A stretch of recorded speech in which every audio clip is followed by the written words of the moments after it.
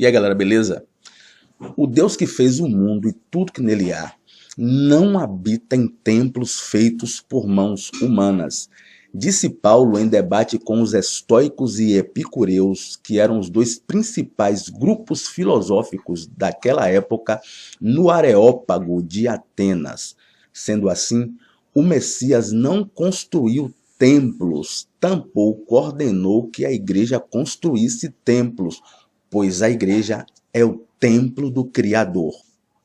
Eu queria enfatizar que esse vídeo não é especificamente sobre o Templo de Salomão, mas, como o próprio título já enfatiza, é como surgiram os templos cristãos. Será que o Augustus Nicodemos, que é considerado como uma referência teológica entre os protestantes, pode nos responder?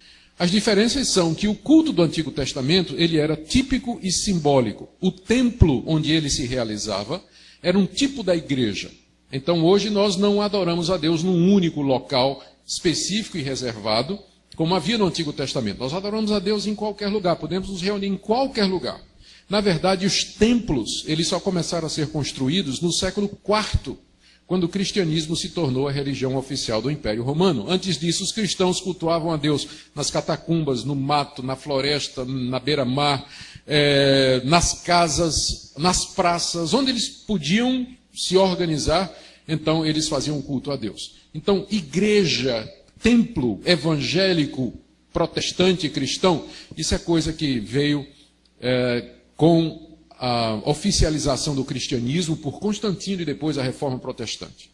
Mas não, nós podemos nos reunir em qualquer lugar e cultuar a Deus. Então há essa diferença. Como bem disse o Augusto Nicodemos, a tradição cristã de construir templos surgiu no século IV através do imperador Constantino, que especificamente no Concílio de Nicéia, que aconteceu no ano de 325, conseguiu unificar igreja e Estado. Até então a igreja se reunia nas casas, nas catacumbas ou em qualquer outro lugar. E não para fazer práticas religiosas, litúrgicas, mas para celebrarem o amor, assim como foi ensinado pelo Messias. No entanto, depois do Edito de Milão, do imperador Constantino, que aconteceu no ano de 313 d.C., que acabou com as perseguições, floresceram muitas igrejas de pedra por todo o império. Mas a pergunta é, qual o modelo arquitetônico foi usado para a construção dos templos cristãos? Engana-se quem acha que o modelo usado foi o do Templo de Jerusalém.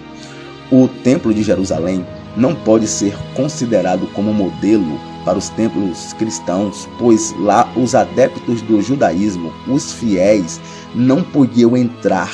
Ou seja, eles ficavam no átrio do templo que tinha suas subdivisões, isto é, átrio dos sacerdotes, átrio das mulheres, átrio dos gentios, átrio de Israel. E o sumo sacerdote era o único que tinha acesso ao Santo dos Santos para fazer o sacrifício anual, em hebraico é Yom Kippur. Literalmente, Yom, dia, Kippur, perdão. Mas então, qual foi o modelo arquitetônico usado para a construção dos templos cristãos? Eu posso afirmar que foi usado o modelo dos templos do mitraísmo, ou o templo do deus Mitra.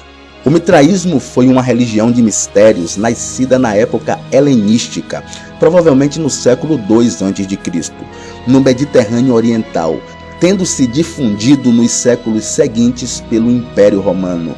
O mitraísmo recebeu particular adesão dos soldados romanos. A prática do mitraísmo, assim como de outras religiões pagãs, foi declarada ilegal pelo imperador romano Teodósio I em 391. O Templo de Jerusalém foi destruído pelo general Tito e suas tropas romanas no ano de 70 d.C. E ali cumpriu-se a profecia que foi predita pelo Messias e está em Mateus capítulo 24. Vejam que, diferente do templo judaico, no templo mitraico os fiéis podiam entrar para acompanhar as liturgias e sacrifícios que eram feitos por um sacerdote, geralmente sacrificava touros. Ou seja, assim como acontecia nos cultos ao deus Mitra, Nos cultos cristãos, as pessoas podem entrar no templo e acompanhar os rituais feitos pelos sacerdotes. O modelo dos templos católicos, conhecido como basílica, recebeu uma certa adaptação. Isto porque Constantino era adorador do Deus Sol. Por isso as basílicas foram desenhadas de modo que os raios solares caíssem sobre o orador. Elas sempre eram construídas voltadas para o leste, onde nasce o sol, assim como eram os templos gregos e romanos. Galera, esse é o primeiro vídeo de uma série que eu estou fazendo sobre o tema: a influência do paganismo no cristianismo, ou seja, a influência pagã embutida no cristianismo. E eu gostaria também de dizê-los que o meu canal antigo, o Newton César Santana, tem muito material lá de estudos bíblicos, teológicos, já voltou de novo à atividade. Faça uma visitinha lá que eu acho que pode acrescentar alguma coisa para você. Dê um like, compartilhe, comente, inscreva-se. Um grande abraço.